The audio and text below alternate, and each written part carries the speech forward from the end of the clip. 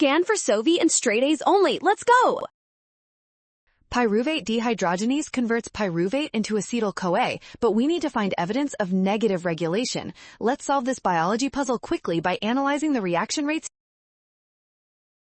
Negative regulation or feedback inhibition occurs when the product of a reaction actually slows down the enzyme that created it. We need to see if acetyl-CoA stops its own production here. In figure 1, the slope of each line represents the reaction rate. If negative regulation is happening, a higher concentration of the product must result in a much flatter, slower slope.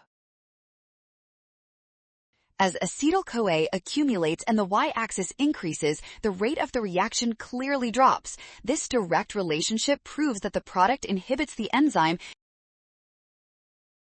Well done! Scan the code. You can learn better with Sovi. Avoid a rush and watch signs. Trust the given data and check your steps carefully.